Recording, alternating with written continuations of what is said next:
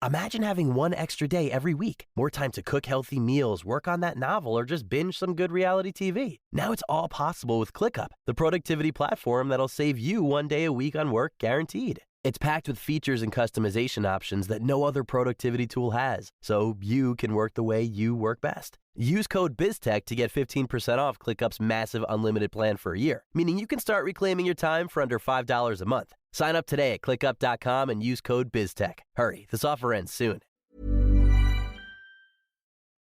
As finance becomes increasingly digital, we are also seeing a whole new age of tactics and strategies that a lot of these digital platforms using to kind of invigorate us, to get us to participate more, to grab our attention a little bit more, and get us to keep coming back to these digital apps and platforms, right? So you see this in Shopee, you see this in Grab, and you also slowly see them in banking apps, in payment platforms, even some of your brokerages. A lot you are seeing increasingly more and more of these kind of strategy, and I find it very problematic. So I'm going to take today's episode to talk a little bit about some of these strategies that are what these tech platforms are using, and how can you then live a little bit better and work these platforms in a better way suited for the digital age of personal finance.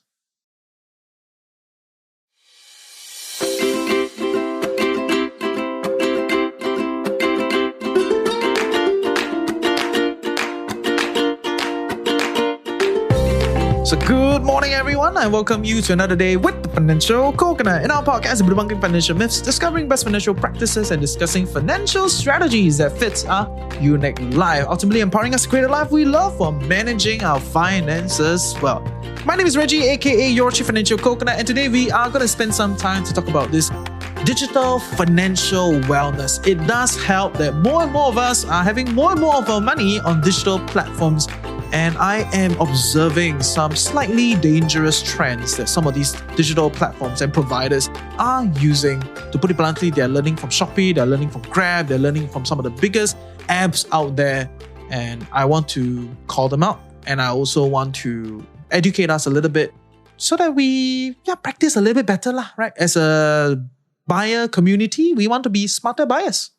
But relax, people, okay? That's not to say that all these digital platforms are evil, out to make your money, trying to squeeze every dollar out of you. And I also don't want my sponsors to cancel us. But the idea here is, as with any other service provider, as with any other, modes of selling, whether is it agency, whether is it direct to consumer, whether is it some of these digital apps, there are some providers that are a little bit crazier in terms of the way they sell and the way they invigorate to you. And some providers that are more ethical and a lot more comfortable in the way they sell, at least to me, right? Because I really don't like to be sold in an emotional way. I don't like it when they do things to try to trigger my emotions, sell some stop story, try to invigorate me so that I can detach myself from our logical mind and just really milk my emotional self, right? So then I can buy things. I really hate it when people do that, right? So following that same vein, I start to see more and more of these kind of things with some of these apps. And I just want to talk a little bit about it so that we become a little bit smarter because many decades of working with agents, I think a lot of people are better at discerning which agent, which service provider to use as a human to human kind of thing. But apps are the interesting frontier that I think we can have the expanded discussion. Okay, so of course I'm assuming more and more of us, we use apps, right? Come on, like you're listening to the podcast on your Spotify, on your Apple Podcasts, Amazon, Google, wherever you are listening to, you're on your phone and it's an app, right? And we do all sorts of things with apps, right? We book classes with apps, we eat with apps. Okay, we don't technically eat with apps lah, okay, but we... It's gonna eat the app, right? But we order food, with app. Hopefully some food delivery company will sponsor us, give us free voucher or something. I don't know. But we use a lot of things with apps, right? Even and VPNs or we brokerages and, robo-advisors, marketplaces, everything is apps. Digital payment, your banking app. I'm assuming all of you listening in use all these apps. I'm first assuming that you use these things. If these are very foreign ideas, right, I'm sorry, I find it very hard to explain apps. like what is an app? So I already assume everybody use these things for big and small reasons and big and small purposes. And today we're going to focus on the big financial apps of payments, digital banking, brokerages, robo-advisory. I think some of these things are where I'm going for. And why I find it so important that I need to talk about this, because like I said, I'm observing some of these financial apps using what a lot of big apps like Shopee, like Grab, like, Instagram, a lot of these other apps that I won't say they are like angels and, they have no incentive. They want to sell. They want you to come back to the app. They want you to, work with the app more. They want you to, like Shopee, or like they want you to, just keep coming back, get coins lah, scroll down, do that downward scroll, that downward swipe. That is actually a lottery function. If you didn't realize, all the downward swipe, all the social media now, they have this downward swipe function, right? Whether is it Twitter, Instagram, Facebook, whatever, all these downward swipe. It's actually an idea from the lottery machine. It's a downward swipe and you don't know what's happening and you keep coming back thinking like, next one I'm going to hit, next one I'm going to hit, next one I'm going to hit. Right? So there are some of these function and features that a lot of apps out there already have that looks very simple and innocent, but actually they are there to drive our attention, drive our emotions and grab us so that we can spend more time and interact more on the app. Whether is it to buy things or to become a bunch of consumers where they then market to, whatever providers that they want to market. So while I'm not saying that these guys are innocent and like, very angelic, just how to provide a good service. No, I don't think consumers to think like that. That's what the providers want you to believe, right? So all these companies, they do a lot of branding, marketing so that you believe that they are like that. But truth is, they want to make money, right? That's why they do business. And so that's their incentive structure. But that's a different discussion, okay? But just on this idea, a lot of these apps, they are just making you consume, just making you spend more time. While it can have complex repercussion, to me, it is a different level when financial apps use these strategies, right? They build newsfeed into their app, right? They also have the downward scroll function, right? They push notification you, they push breaking news, right? They try to get all these little things that look very innocent, but if you start to observe, a lot of your financial apps are slowly looking like Shopee, right? To me, it's like a bit problematic, right? So I think we need to be a bit clearer what's going on and how do we then manage this process. So I'm not shitting on any app in particular, and different functions exist for their own reason. And I love a lot of these apps. They do a lot of wonderful work for me, but I want to make sure we elevate our view, right? So that we can see a little bit clearer what are some of these things that they're doing. So then, we don't fall into the trap of excessive engagement with these apps. Because, hey, when you're excessively engaging with your brokerage app, you're excessively engaging with your digital banking app, you are, spending a lot of future money and, maybe overly trading, excessively doing some of these things that doesn't really work for your long-term financial success or your financial health in general. Okay? So I'm going to start by giving you the first point to help you elevate your digital financial wellness is to watch out for emotionally triggering UI and UX. For all of you that are not in the tech space, you may not know what is UI, UX, but to put it simply, UI is user interface, which is essentially what you see on the app. So that's the user interface, right? So that's what you see. And UX is user experience, right? So it can range from all the way from the in-app experience to, even the FAQ, the kind of messaging that they then come back with. Let's say you call for some other thing that you want the app to do and then it gets you done immediately. Like you run a payment, let's say you use a payment app, you want to send money. And when you click send, essentially the function is no longer within the app, right? It's somewhere else, right? Money needs to get sent. Immediately it gets sent. So that is like a good user experience. Okay, very fast, very easy, right? It's not really on the interface, but UI, UX is kind of seen together as a thing. Essentially, it is when people say it's a good UI, UX, that means, right, it is a very well thought through experience and user interface that you can keep using and keep engaging. It's very well done. Right. So when you think about that, is that what you really want with your financial apps? The answer is yes. Okay. The answer is yes. Who doesn't want to use nice interface and nice experiences, right? So everybody wants that. But there's a difference between a nice UI, UX, something that's comfortable, nice to use, like your Photoshop app, your Zendesk profile if you use, or some of us, we use Slack, we use like Frame, It's just there's a difference between some of these apps that are good to use, comfortable to use, and use it day to day for different functions of your life, an emotionally triggering app that's trying to get you to do something, right? So this is a little bit more covert, right? A little bit more covert, where some of these apps, they don't just provide you nice user interface, they try to induce you to do something. And how do they do it, right? They induce you by push notification, right? News feed with breaking updates, right? Rate bubbles. Rate bubbles are one of the worst. They look very innocent, right? This bubble, red color down there, ding. But then you click in. And if it's a social media, Instagram, not healthy if you keep doing it, but really it's just you looking at your friend's profile or something.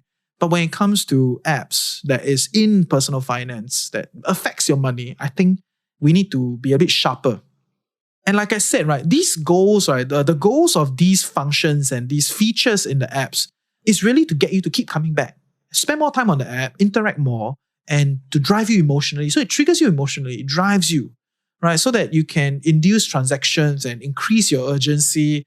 And all these are, while there are technical terms, but you kind of understand what I mean, right? Because if you keep interacting with the app and it keep induces you to do something, you end up trading more, you end up, feeling very emotional about something happening, and it may push you away from what you really intended to do in your longer term financial plan. And I also see some of these big apps, pushing a lot of push notification, right? Tell you, oh, this new bond is being released, this new product is coming out. And when I look at it, I was like, a bit kwai leh. Like, it's not like a Shopee discount or something, it's like a bond that you're going to buy, or a bond fund is being sold, or a new stock is being released, new IPO. And it's like, okay, I kind of get it. You are keeping me updated. But is it really helpful? I don't know. But is it triggering me to come in and see and what's going on, and takes up a lot of my bandwidth and, kind of potentially pander me out of my goals and my strategy? Yes, it does. All right. So when that happens, I think it's something that we must be a little bit clearer of. Which is why, by extension, the tip that I have for everybody is to turn off your notification. Turn off all notification, especially your financial apps. Your digital bank, your payment company, your brokerages, your robo-advisors, turn them all off. If you want to take this the next step, delete it. Once you are done, let's say you're doing investments, right? You set your robo or you set your brokerages, you buy whatever you need to buy, delete it. And a lot of seasoned investors have come on the show and talk about it. Thomas, Max, a lot of other people, they all say that, once I'm done, I delete it. Set it and forget it. I'm sure you've heard this, right? Investments, set it and forget it. So in other words, to forget it, you delete it lah. Right? But if you find the deleting a bit uncomfortable, which I will question why, at least let us practice turning off notification. I hope that we no longer get bombarded by all these financial companies on latest products, latest things, and we don't get emotionally triggered by them. So please turn off the notification. This is my first thing for you to recognize and try to elevate in this digital financial world. Which brings me to point number 2, and that is to sell you products that are not best in class. Okay, I will share with you a little bit more after a word from our sponsor. Okay, so say you use Grab. Okay, I think a lot of people do use Grab, and it's okay to use their name. I mean, they're way bigger than us. If you don't know Grab, then okay, Grab got free sponsor. But yes, if say you use Grab, what do we use it for? We use it for ride hailing at first, right? Just trying to get us from one place to the next place. And then after that, they started having delivery, right? Or deliver products, right? Deliver food and all that. At that point in time, actually Foodpanda and Deliveroo were already way ahead, right? So because they were way ahead, they had a lot more providers, right? A lot more options on their platform. So if you want to buy food, right? Actually, Foodpanda is better. There are more things at that point in time. Now, I'm not very sure. I think things have changed. But because you are really locked onto Grab, and you trust Grab, and Grab give you all this promo, right? That you then end up buying from GrabFood. And then you then end up using GrabPay. You then end up using the next thing that is within the app that Grab keeps pushing. So this is very, very classic in apps, right? In a lot of these kind of app platforms and digital platforms, which is why their business has a lot of optionality, which I will not talk about today here. If you want to hear more about some of these digital apps and their business optionality, how far they can grow, and is it like an interesting stock to look at, blah, blah, blah. Check out our other show, TFC Stock Geek Out. We did quite a few geek outs on these different platforms. Okay, so just search TFC Stock Geek Out on your favorite platform, and Rakesh and team will see you on the other side. Sometimes I'll be there, right? So if I'm there, like, share, subscribe, okay, make me the more powerful episode so they have no choice but to keep using me. But anyway, okay, that's a different discussion. The reality is, a lot of these apps, they do that, right? There's a power of the app business, and you are already seeing that in digital banking. You're seeing that in digital payments. You're seeing that in even your Grab app trying to do financial products. And to be fair, it is one thing to transact for food and fitness class and marketplace consumer stuff. It is another thing to transact for financial instruments and financial products. So without naming names, okay, let's be clear.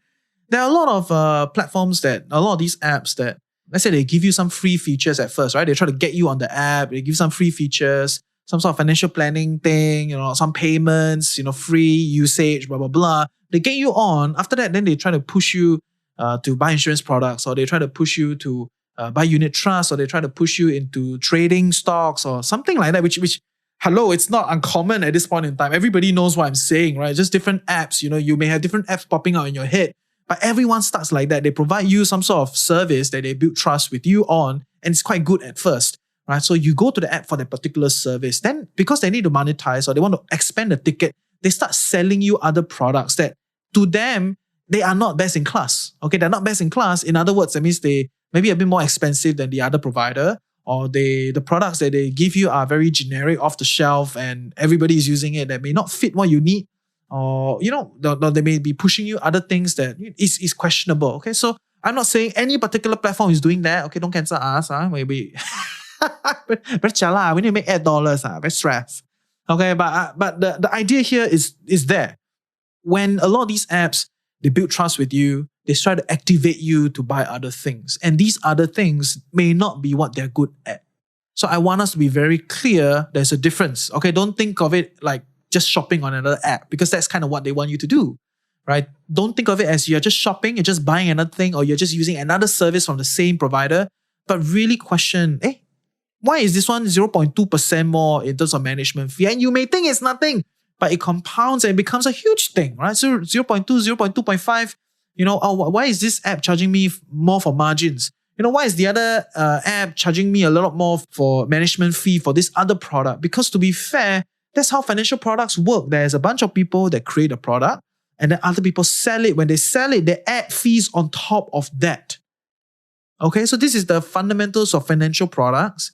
And I want us to be very clear that you see this in digital financial products. They are pushing a lot more of these things, and do not fall into second-class products just because you are very used to the platform lah. You are very nice lah. You trust them, right? Yes, great. You trust them on this one feature. You may not need to go with them on another thing. Which brings me to point number 3, and that is the increasing difficulty to port out of the app. As with many other apps, they try very hard to make it easy for you to participate in the app. Okay, it's very normal, right? They want you to be very active in the app. They want you to come into the app. So onboarding is very easy. Whatever they want you to do, if let's say they're a brokerage app, they make it very easy for you to press buy or press sell. The UI is very beautiful. They spend a lot of effort in trying to make your life easiest in the features that they want you to do and they want you to participate in. But they make it very hard to do things that they don't want you to do, right? Like bring money out, or like shutting down the account, or doing whatever thing that they don't want you to do to begin with. And it's not unique to financial apps. You see that in many other apps, right? So your travel apps number 1, right? They make it very easy for you to book. But the call, the FAQ, to get to the hotline, was very difficult, very mahwan all the way at the end. Right? Amazon, can you delete your Amazon account, or you got to go all the way to the end, some fine print at the back? So there's a lot of these kind of things that most of these apps, they use to make it very hard for you. So make it very emotional for you to, how to delete this thing, how to get out of it, how do I move my money out? They make it very hard for you to do that so that you give up and you stay on the platform. Right? So these are strategies that apps use, and not just financial apps. Okay, to be clear, a lot of apps use this strategy, right? To make it very easy for you when they want you to do a particular thing, And the thing that they don't want you to do, they make it very difficult for you. And I see this more and more in some of these financial apps out there today. So that is not to say that you definitely need to delete the app, you need to move out of that. No, if they're servicing you well, great, good, carry on, right? If you think that the service they provide for you is good quality, good experience for a fair rate, okay, nice, great, good on you. But if you want to shift, recognize that there's a reason why it's very emotional when you try to draw money out. So, wow, very mahuan. I need to go to the website, cannot use the app. You don't need to log in, extra security pin. Yes, sometimes they will say security, which I believe there's some element of that. But recognize vividly, this is what apps do, and they're trying to keep you on the platform. So if there's a new platform that is better, more quality, more trusted, why don't you shift? Partly because it's very mahuan to shift. Partly because they make it very difficult for you to shift out. And by recognizing that this is what they do, I hope you then get the clarity and the energy to kind of plow through this process to be like, okay, this is really not good. And I know this is what they're trying to make me do. Let me sit down at a cafe, buy a cup of coffee, or let me sit down at a bar, get into my favorite experience, get in my more comfortable zone, harness all the energy that I can have to move out or to delete or to switch the app or, close my account, pull my money out, depending on what you really want to do. Always recognize that in all apps, if you're doing something that they don't want you to do, they make it very hard for you to do. And that is the same in personal finance in a lot of these kind of financial apps. So recognize that and recognize that it's money, not just like, share, subscribe. And by doing that, by recognizing that, harness all the energy that you need to get out of it if that is what you really want to do. Okay, so with that, I'm going to sum up today's episode, right? And I want to say that these apps are not, definitely evil. They're not out to hurt you, blah, blah, blah. But as with many other apps, they are using more and more of these kind of functions and features to get you within the app and to keep you within the app and to get you to do things that they want you to do. So they induce a lot of emotions and they do all that, right? So after listening to today and recognizing these are some of the stuff they do, I hope you become more aware and clearer of how to play this digital wellness space, right? Digital financial wellness space. Okay, so I'm going to recap. Number one thing that I think you need to recognize is that some of these apps use emotionally triggering UI and UX. So they use push notification, newsfeed with breaking updates, red bubbles, all this kind of stuff. There is a difference between a nice UI, UX and emotionally triggering UI, UX that's trying to get you to interact more, get you to spend more, get you to do more, get you to transact more. And I think, hey, it's not a shopping platform that we're on. We got to be a little bit more aware, be a little bit more, cognizant that these apps are doing some of these stuff. Okay, and point number two is that some of these features and some of these products that these apps are pushing are not best in class. As with many other apps, they don't always give you the best things, but as a financial app, you want the best things because a 0.2% fee differential or 0.5% interest differential is going to compound to be a lot down the road, right? Don't discount this 0.2, 0.5, 0.75 or even 1%. To people, I hear some people say 1% not a lot. 1% is a lot if you compound over time, right? So please recognize that some of these apps are pushing you products that they are not best in class. You go to the app for this reason, but now because you built a trust with that app, and it's very convenient for them to push you another feature or another product, you end up taking them on. Okay, so don't do that. Recognize that. Okay, and number three is that as with many other apps, a lot of these financial apps are increasingly difficult to port out of. They increase the difficulty, they increase the emotions before you can get out of the app or even pull money out, delete the app, close your account. So they make it very difficult for you and I to do that because that is not in their incentive structure. So with that, I hope you learned something useful today. See ya!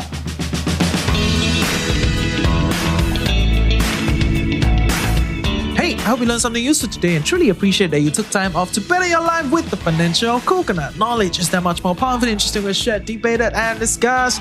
Join our community Telegram group, follow us on Insta, TikTok, follow our socials, like, share, subscribe. Push us out there. So important, so important for all of you listening in. If we want to grow our platform, we want to grow our community, we want to be a strong voice out there, in the personal finance space and beyond, we need more reach, right? We need you and I to partner up to get us further. So if you find that this episode is valuable and a lot of people will benefit please share it on your socials and share it with the people that you care and you love. Okay, with that, I hope you learned something useful today. I will see you next week. Okay, coconuts, I hope you learned some interesting digital wellness insights, especially in the finance space, financial digital wellness.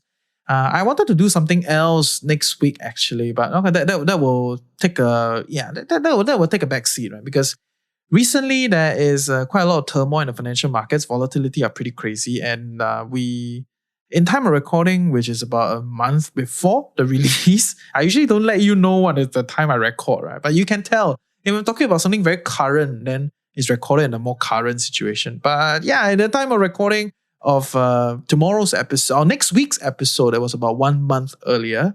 And yeah, it's time when there's a lot of recession going on, right? So at least in the financial market, you see recession, right? In the real economy, it's booming, it's exciting, things are opening up. Hey, participate in the real economy, okay? Don't just wallow in the financial economy. But yeah, as a personal finance podcast that does investing, finance, business, I know a lot of you are looking at me and say like, hey, why you don't talk about how to capitalize on this economic downturn, or at least this financial recession, okay? Financial recession. So yeah, that will be for next week. Okay, don't be surprised that some of the things that I've said it again and again, because yeah, just being consistent here. But I have some interesting alternatives that I'm exploring. So I will see you next week. Imagine having one extra day every week. More time to cook healthy meals, work on that novel, or just binge some good reality TV. Now it's all possible with ClickUp, the productivity platform that'll save you 1 day a week on work guaranteed. It's packed with features and customization options that no other productivity tool has, so you can work the way you work best. Use code BizTech to get 15% off ClickUp's massive unlimited plan for a year, meaning you can start reclaiming your time for under $5 a month. Sign up today at clickup.com and use code BizTech. Hurry, this offer ends soon.